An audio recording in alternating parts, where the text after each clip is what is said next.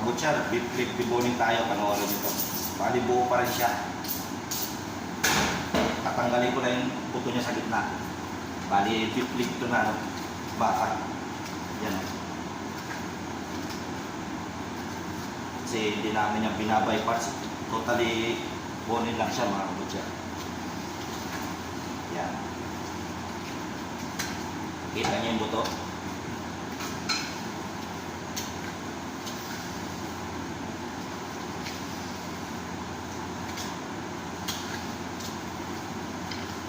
Ikutin lang natin mga kabutsa.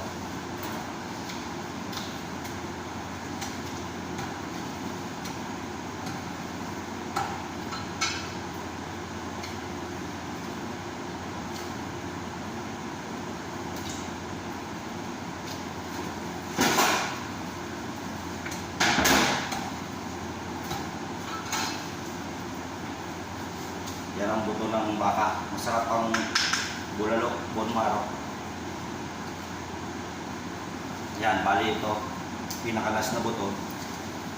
Ito naman yung beef leg na boneless, buo pa rin siya. Yan.